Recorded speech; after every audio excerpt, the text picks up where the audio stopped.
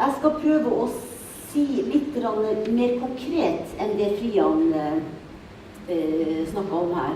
Men jeg tror det er viktig å være klar over at selv om det som Frian presenterte teknisk og virker tungt, så det nødvendig å gå disse rundene, for dette her nye ting. Det som Frian har presentert nye ting, og det når man skal komme med nye ting, så må man være ganske detaljert, og det kan virke komplisert, men det nødvendig. Det jeg skal prøve på å bryte dette ned på noe som litt mer begripelig. Jeg skal i hvert fall gjøre et forsøk på det. Men det handler om det samme temaet. Det er jo problematisk, som Frian sier, at det faktisk mulig å ta ut. Hva skjedde nå?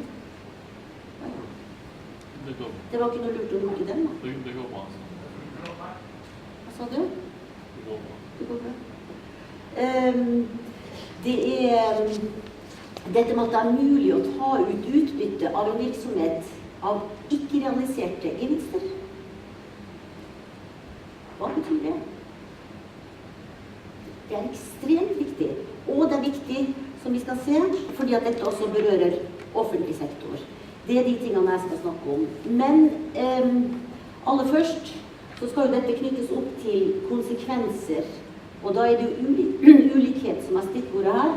Så jeg skal som sagt prøve å gjøre dette litt mer begripelig. Og så det fint hvis dere stopper meg hvis det noe som ikke blir forstått. Dette bare et oppslag som viser at det samstemmighet i forskningsmiljøene, de ulike forskningsmiljøene, om at ulikhetene i Norge økende. Dette får vi høre mye mer om senere når Rolf Håberg skal snakke, så jeg skal ikke gå noe mer i dybden på det, annet enn at dette noe man enige om. Anette Alstadsæter har blant annet konkludert med at i 2007 så var det ca. 76 milliarder kroner i skatteparadis som eid av nordmenn. Så det at dette relevant også i Norge. Så da kan vi si at situasjonen i Norge ja, ulikhetene øker. Og så til relevansen for regnskapsregler. Hva har det å si at man innfører nye regnskapsregler i Norge? Jeg skal prøve å forklare det her gjennom å illustrere noe som skjedde når det gjelder pensjon. Det sånn at i Norge så kom det nye regler fra 2005. Hvis vi ser på hva som skjedde i 2005 her, altså dette da den omtrent her, så kan vi si at den stipla linja der, det innskuddsbasert pensjon. Antallet, den grovstipla linja ytelsesbasert pensjon.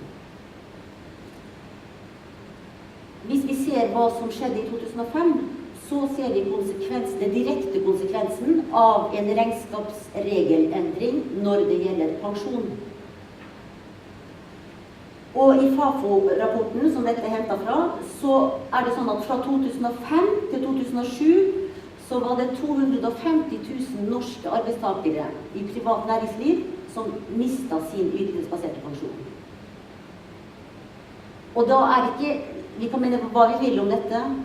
Dette her kun et eksempel som viser at når nye regler ble innført for føringer av denne ytelsesbaserte pensjonen for disse selskapene, så ble det så dyrt at de avviklet. Derfor dette en sammenheng. Det har altså noen konsekvenser, og det grunnen til at jeg tok med denne foilen. Hva slags regnskapsregler det vi da snakker om? Ikke sant? Som Andreas spurte om, og som Norvald også snakket om, så det en del av dette mark-to-market-prinsippet, men det altså regnskapsregler jeg snakker om. Dette en internasjonal trend, og det internasjonale regler. Det heter International Financial Reporting Standards. Ja, det helt riktig. Poenget det som har vært sagt av flere her, at disse reglene har fokus på å få riktige balanseverdier i et selskap, og ikke fokus på resultatregnskapet. Det hovedpoenget. Disse reglene ble implementert i regnskapsretten i Norge i 2005, og alle selskaper, alle som bruker regnskapsloven i Norge, kan bruke IFRS. Det altså ikke en historisk rapportering, men det spesielle med disse verdivurderingene at det ikke historisk, men at det da beregninger som gjøres basert på fremtidige inntekter, fremtidig inntjeningspotensiale. Det et kortsiktig perspektiv, og i fagmiljøene, i revisormiljøene, så man helt enige om at målemetodene her veldig usikre, og at det har store manipulasjonsmuligheter. Alle enige om det. Til tross for at noen for reglene og andre mer skeptiske, men man enige at det subjektive vurderinger og at det manipulasjonsmuligheter. Og det også allment akseptert i fagmiljøet at i finanskrisen i 2008 og 2009 så var disse reglene med på å forsterke krisen. Jeg kan jo nevne at i 2008 så ble regelverket for verdien av en gruppe finansielle, altså en gruppe verdipapirer i bankvesenet, ble endret i EU, endret i Norge 2 dager etterpå. Altså i løpet av 3 dager så var disse verdivurderingsreglene endret. Det tregt system, hører vi vanligvis, men det tok 3 dager. Og konsekvensen av det var at i Norge så slapp de store bankene å tapsføre, DNB slapp å tapsføre mange milliarder i tap på noen baltiske verdipapirer. Så dette har stor betydning. Og det selvfølgelig fordi at disse her reglene bedriftsøkonomisk og har som poeng å beregne forrentningen av kapitalen. Offentlig sektor da. Hvordan berøres offentlig sektor av dette? For det første så det jo selvfølgelig de offentlige virksomhetene i stat og kommune som bruker regnskapsloven. Det jo helseforetakene, det en del av disse statlige selskapene, og det kommunale aksjeselskaper. Noen interkommunale aksjeselskaper velger også å bruke regnskapsloven. Innenfor forvaltningen så det jo laget egne regler som heter statlig regnskapsstandard. Så selv forvaltningsorganene i staten bruker en variant av disse reglene. Av disse nye reglene altså. Jeg har med stor interesse og glede sett nå at Direktoratet for statlig økonomistyring driver og demper disse reglene nå. Og det foreslått endringer nå, det i prosess hvor man foreslår endringer fra 1.1.2019. Det går blant annet på at man legger seg på historisk kostverdivurdering, og at man foreslår Jon Lundesgaard, som har skrevet rapport for Fagforbundet om ytelsesbasert pensjon og regnskapsregler, så foreslår jo nå Direktoratet for statlig økonomistyring at man skal føre premien for pensjon, og ikke denne pensjonsforpliktelsen og disse kostnadene som gjør at selskapsregnskapene svinger med børsen med verdiene, sånn som Frian viste oss så godt at faktisk skjer. Det har man nå gjort, eller legger opp til endringer i disse statlige regnskapsstandardene. Det bra. Et tredje moment for når offentlig virksomhet blir berørt av disse nye reglene, jo selvsagt når offentlige virksomheter kjøper tjenester av private som bruker disse reglene.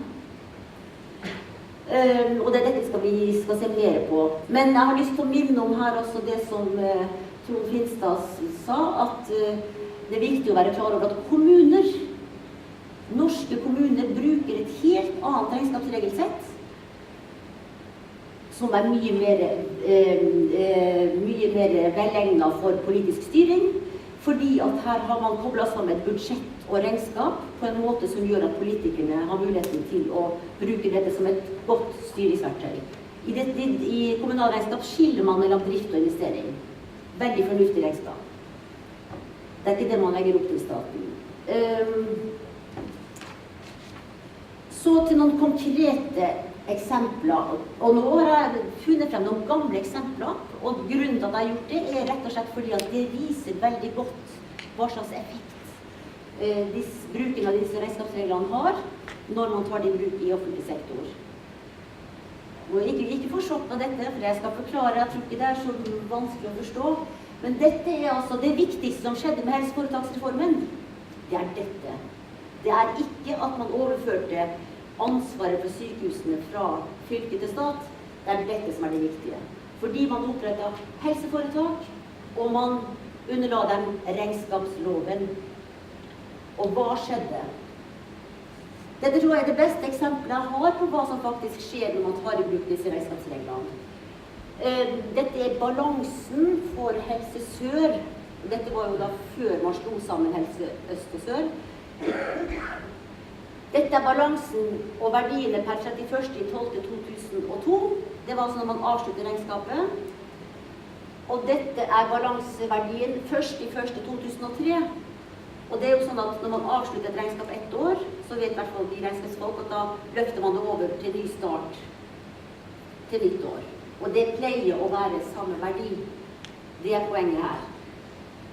Det man gjorde her var at man begynte å bruke nye regnskapsregler, og man verdivurderte da på nytt.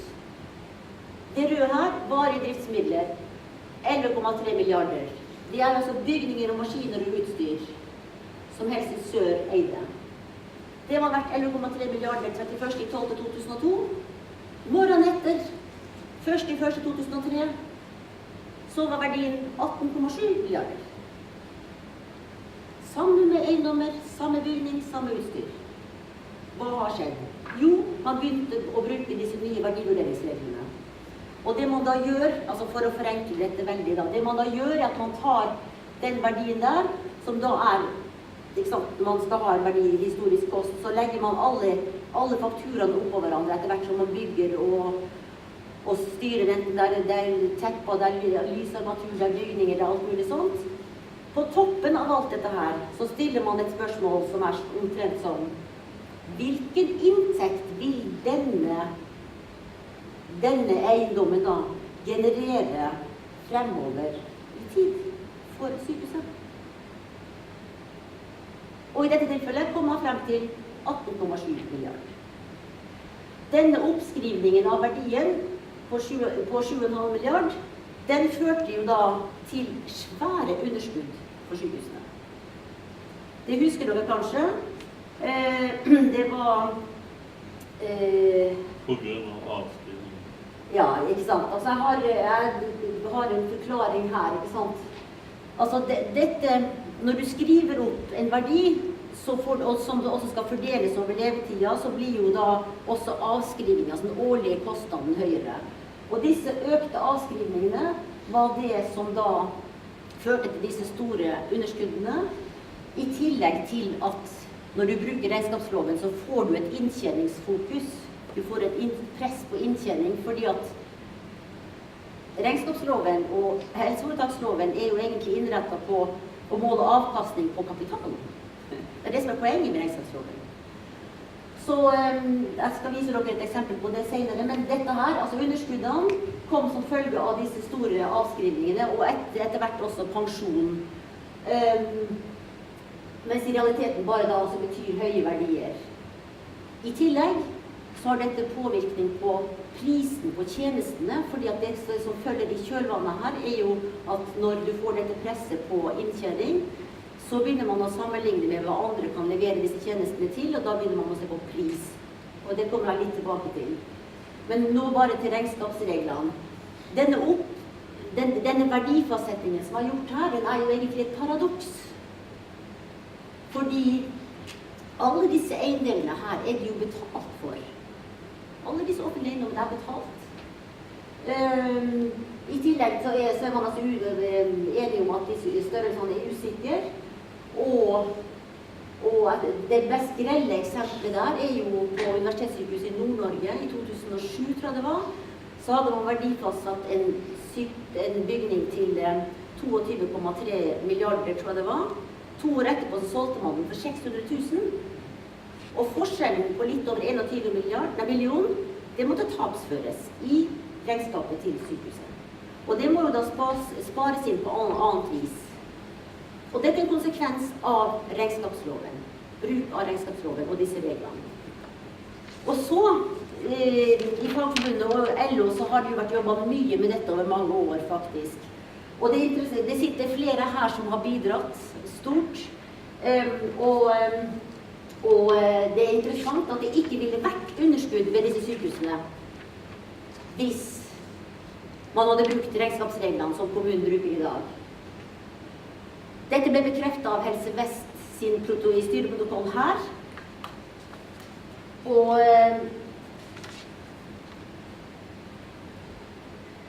det står helt eksplisitt her at hvis man bruker den varianten som man bruker i kommuner med å bruke nedbetaling av lån i stedet for avskrivninger, så hadde det ikke vært underskudd ved sykehusene. Det er oppsiktsvekkende når vi vet hvor mye som har fulgt etter denne perioden med sykehusene. Jeg skal gå fort over på å si litt om det andre tjenestene. Det har påvirkning på tjenestene på grunn av at disse verdiene øker altså andelen av felleskostnader som blir del av regnestykket når man ser på pris på offentlige tjenester, når det blir sammenlignet med private. Men det viktigste som jeg har lyst til å komme inn på nå på slutten, det er, da skal jeg ta og gå litt fort gjennom, det er jo at denne offentlige tjenesteproduksjonen blir oppgitt av SSB og Rolf og Berge til å være viktig når vi skal vurdere årsakene, eller hva som påvirker ulikhet. Vi i Fagforbundet er jo opptatt av at offentlig tjenesteproduksjon bør gjøres i egen regi, og vi har brukt en del tid på å argumentere for det. Og jeg skal ta det korte caset som viser hvorfor. Og det er altså, her er det Arbeiderpartiordføreren i Moss som sier hun har avsluttet kontrakten med et selskap som heter Norlandia. Og grunnen til det, den kom helt feil, det er altså at vi vil sikre at pengene våre faktisk går til helse og omsorg og ikke til store konsern, sier hun. Og så viser dere hva det er som møter en kommune som har en avtale med Norlandia, og når vi skal prøve å finne ut av hva slags selskaper, hva slags regnskap de har. Dette er noe av Norlandia, hentet fra Brennestudregistrene. Hver runding her er et selskap. Denne avtalen som Moss kommune hadde med dette selskapet som heter Norlandia Care Norge AS, og sykehjemmet heter Skogata Bo og Service Moss.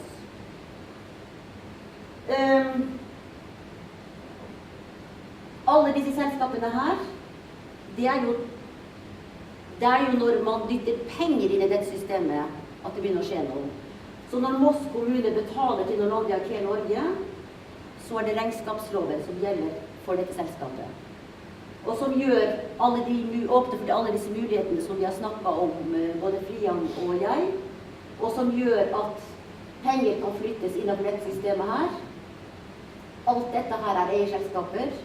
Jeg skal flytte på hva som har skjedd i 2016, for da har de nemlig restrukturert hele konsernet sitt, som er helt normalt, som er helt vanlig, og dette gjør de fordi at da kan de også revurdere verdiene i selskapene og ta ut utbytte. Og dette har de gjort, og det er viktig å være klar over at dette ikke er rettet mot personer, dette er for å vise et system, men det er viktig å være klar over at når vi snakker om ulikhet, så handler det om mennesker. Det handler ikke bare om selskaper og muligheter, men det handler altså om at når noen får mer, så får andre mindre. Og ut fra skattelistene, som enda er åpent tilgjengelig, selv om eierne får ut om at vi har vært inne og kikket på det, men som sagt, det er ikke personene her som er interessante, men at disse personene som eier Norlandia, de har økt sin ligningsformue med nesten 900 millioner fra 2011 til 2016. Og ligningsformuen vet vi at kan inneholde både hus og hjem og bil og båt og kanskje fly for all den del. Men vi vet i dette tilfellet at de også inneholder alle disse aksjene til dette selskapet som har en omsetning på 1,6 milliarder. Alt er offentlige midler. Det er barnehager, det er sykehjem og det er barnevern. Så det er viktig å være klar over. Det er som sagt ikke rettet mot personer, men viktig å være klar over. Det er noen som også holder seg innenfor loven. Nei, det er noen som også bryter loven. Altså det som er poenget med Norlandia er at dette er lov. Jeg har sjelden sett et så perfekt årsregnskap bruke IFRS-regler som Norlandia-regnskapet for 2016. Det er ikke en prikk å utsette på det. Det er det første norskeide store velferdsselskapet.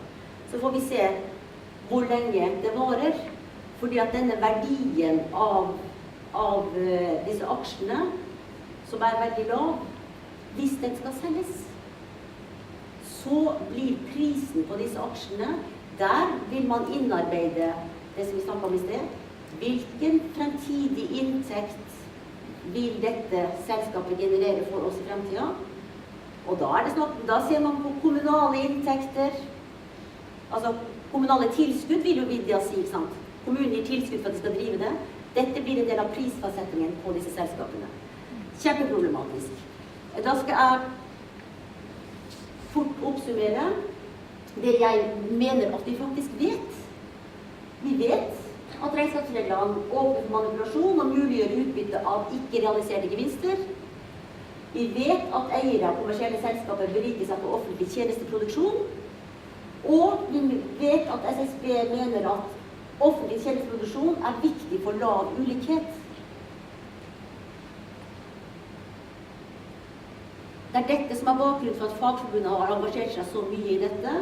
Og vi har blant annet krevd en egen lovhjemmel for at kommuner skal kunne påse at bevilgninger blir brukt slik de er tenkt. Det burde jo være en selvfølge, men det er altså ikke det. Nå i forbindelse med ny kommunelov er dette en av de tingene som vi løfter. Vi har sendt brev til Finansdepartementet om at det bør jo være tilleggskrav til informasjon for selskaper som Norlandia, nettopp fordi at de har jo alle sine inntekter fra det offentlige. Vi støtter også Fagforbundets forslag om utvidet land-for-land-rapportering, som Frian var inne på, og vi støtter selvsagt også, og synes det er kjempeviktig å få et register som viser reelle eiere av selskaper. Det er heller ikke mulig i dag, alltid. I tillegg så er jo da kjepphesten vår igjen, og som vi ønsker å løfte på nytt, at god kommunal regnskapsskikk, altså regnskapsregler for kommunal sektor, er ekstremt mye mer anvendelig for offentlig sektor, offentlig forvaltning, enn det som man bruker å tulle med i staten nå, disse statlige regnskapsstandardene. Og det er viktig at også LO har nå sagt at, eller gjort vedtak på kongressen i fjor, om at regnskapsregler fra privat sektor ikke skal brukes i offentlig forvaltning. Og Fagforbundet mener jo da selvsagt at før disse tingene er på plass, så er det ingen kontroll med hva offentlige penger brukes til. Derfor så er det det offentlige selv som må utføre dette, frem til dette er på plass. Det er nødvendig av hensyn til både kontrollen og tilliten til skattesystemet og samfunnet og ansatte og tjenestene. Takk for meg.